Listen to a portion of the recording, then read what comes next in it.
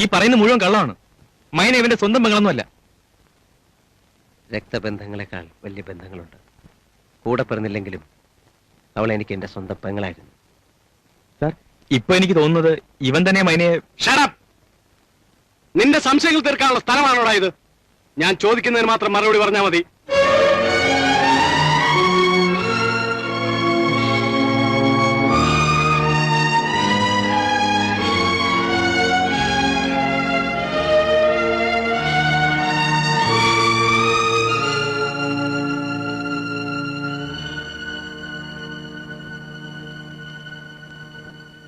Good evening. ഞാൻ വിശ്വനാഥ മേനോൻ, വിനോദിന്റെ അച്ഛൻ. ഇരിക്കൂ. താങ്ക്സ്. ഞാൻ വന്നത്... അറിയാം, മകനെ ജാമ്യത്തിൽ ഇറക്കാനല്ലേ? അതെ. ജാമ്യം അനുവദിക്കാം. പക്ഷെ ഒരു കാര്യം, എന്റെ അനുവാദമില്ലാതെ ഇയാൾ കൊടൈക്കനാലിലോട്ട് പോകാൻ പാടില്ല. അതെന്താ ഇൻസ്പെക്ടർ? ആ പൂക്കാരി മൈനയുടെ മരണത്തിൽ വിനോദ് ഇൻവോൾവ് ആണെന്ന് ഞങ്ങൾക്ക് സംശയമുണ്ട്.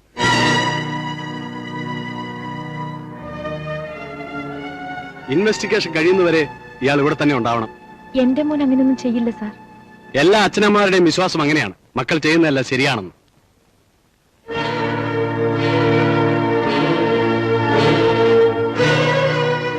ഇവനാണ് സാർ ഇതിനൊക്കെ കാരണം.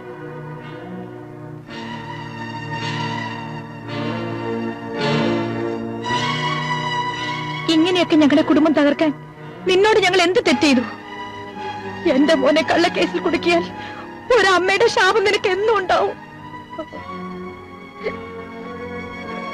എന്താ പത്മാവതി ഇത്? വാ, നമുക്ക് വീട്ടിലേക്ക് പോവാം. വിനോദ്, അമ്മയെ കാറിക്കൊണ്ടിരുത്ത്. ചെല്ല.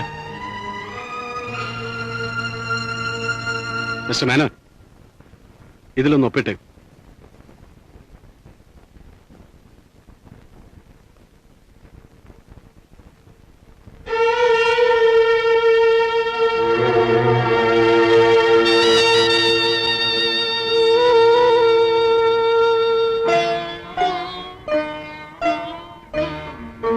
പത്മാവതിയല്ലേ? അതെ. ഫാദർ ഇവിടെ? ഞാനിവിടെ അടുത്തുള്ള ഒരു പള്ളിയിലെ വികാരിയാണ്. എനിക്ക് ഇൻസ്പെക്ടർ ഒന്ന് കാണണം.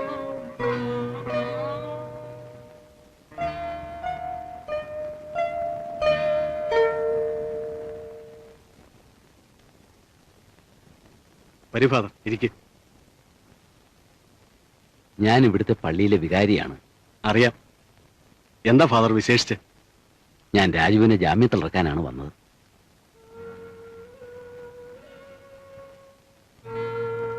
എന്തിനാ ഇൻസ്പെക്ടർ രാജുവിനെ അറസ്റ്റ് ചെയ്തുകൊണ്ടുവന്നത്? നിരപരാധികൾ ഒരിക്കലും ശിക്ഷിക്കപ്പെടാൻ പാടില്ല എന്നല്ലേ നിങ്ങളുടെ നിയമം പഠിപ്പിച്ചിരിക്കുന്നത്? ഫാദർ എന്താ അങ്ങനെ പറഞ്ഞത്? നിരപരാധിയായ ഇവനെ ഒരിക്കൽ മോഷണക്കുറ്റം ചുമത്തി നിങ്ങൾ ഇവിടെ കൊണ്ടുവന്ന് മർദ്ദിച്ചു. ഇപ്പോ ഫാദർ, മോഷണക്കുറ്റം ചുമത്തി സ്റ്റേഷനിൽ കൊണ്ടുവരുന്ന ഒരുത്തനെ സത്യം തെളിയിക്കാൻ വേണ്ടി ഞങ്ങൾക്ക് ചിലപ്പോൾ തല്ലേണ്ടി വരും.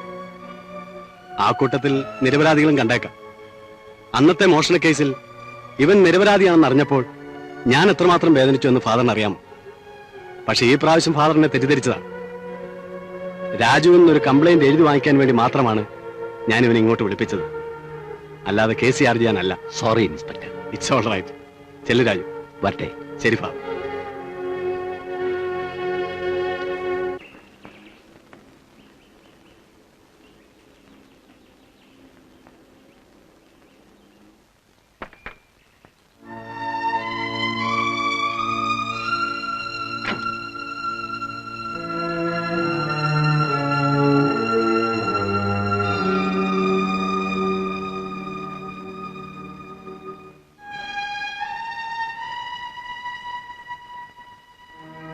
എന്താ ഇവിടെ?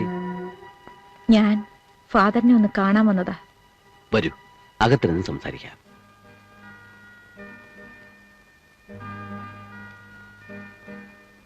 ഇരിക്കൂ. പത്മാവതി ഇപ്പൊ ഇവിടെയാണെന്ന് ഞാൻ അറിഞ്ഞിരുന്നില്ല. എന്റെ ഹസ്ബൻഡ് ഇവിടെ ഒരു ബംഗ്ലാവ് വാങ്ങിച്ചിട്ടുണ്ട്. അപ്പോ കുറച്ചു ദിവസം ഇവിടെ വന്ന് താമസിക്കാമെന്ന് കരുതി. ഓ, ആ, ഡോക്ടർ ജയദേവൻ എന്ത് പറയുന്നു? അയാൾക്ക് സുഖമല്ലേ? കൊല്ലങ്ങളായി അയാളെ കണ്ടിട്ട്. എന്താ പത്മാവതി? ജയേട്ടൻ മരിച്ചിട്ട് 3 കൊല്ലമായി. ഒരു കാർ ആക്സിഡന്റിൽ. Oh Jesus. ഫാദർ, വന്നത് പത്മാവതി വന്നത് എന്തിനാണെന്ന് എനിക്കറിയാം. നിങ്ങളുടെ പാസ്റ്റ് അറിയാവുന്ന എന്നെ കണ്ടപ്പോ പത്മാവതിയുടെ ഹസ്ബൻഡ് ഒരിക്കലും പഴയ കഥകളൊന്നും അറിയാനിട വരില്ല. ഫാദർ, എന്റെ ഭർത്താവിനോട് ഞാൻ എല്ലാം തുറന്നു പറഞ്ഞിട്ടുണ്ട്. എല്ലാം അറിഞ്ഞിട്ടും എന്നെ ജീവന് തുല്യം സ്നേഹിക്കുന്ന ഒരു വലിയ മനുഷ്യനാണ് അദ്ദേഹം. എന്റെ കുഞ്ഞ് ജീവിച്ചിരുന്നെങ്കിൽ ആ കുഞ്ഞിനെ സ്വന്തം കുഞ്ഞായി വളർത്താനും അദ്ദേഹം തയ്യാറായിരുന്നു.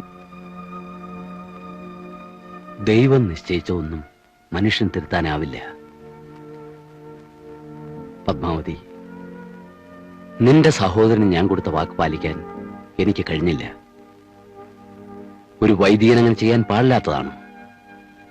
പക്ഷെ ഞാൻ ചെയ്തത് ശരിയാണെന്ന് എന്റെ മനസാക്ഷി പറയുന്നു. ദൈവത്തിന്റെ ഇംഗിതം അങ്ങനെയായിരുന്നിരിക്കും. ഫാദർ എന്താ പറയുന്നത്? മരിച്ചുപോയി നീ വിശ്വസിക്കുന്ന നിന്റെ കുഞ്ഞ് ഇന്നും ജീവിച്ചിരിപ്പുണ്ട്. ഫാദർ, പ്രസവത്തിൽ നിന്റെ കുഞ്ഞ് മരിച്ചുപോയി എന്ന് നിന്റെ ചേട്ടൻ കള്ളം പറഞ്ഞതായിരുന്നു. ആ കുഞ്ഞിനെ ആരുമറിയാതെ നിന്റെ ചേട്ടൻ ഈ അനാഥാലയത്തിൽ കൊണ്ടുവന്നാക്കി. ജീവന് തുല്യം സ്നേഹിച്ചിരുന്ന അനിയത്തിയുടെ ഭാവിക്ക് വേണ്ടിയാണ് അന്ന് ഡോക്ടർ ജയദേവൻ ഇങ്ങനെ ചെയ്തത്. ഫാദർ, എന്റെ മോൻ. പത്മാവതിയുടെ മകൻ ഈ നാട്ടിൽ തന്നെയുണ്ട്. ആരാണ് ഫാദർ? പത്മാവതി അറിയും, രാജു. രാജു? രാജുവിനെ ഞാനാണ് അവന്റെ അമ്മയെന്ന് അറിയാമോ ഫാദർ? ഇന്നലെ വരെ അറിയില്ലായിരുന്നു, പക്ഷെ ഇപ്പോ അറിയാം. എനിക്ക് എന്റെ മോനെ കാണണം. എനിക്ക് എന്റെ മോനെ കാണണം.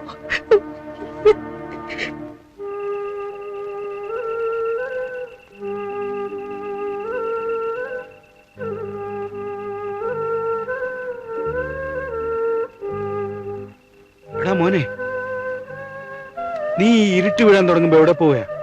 എനിക്കൊരാളെ കാണാനുണ്ട് മാമ. ആരെയാ? ഞാൻ വേഗം വരാം.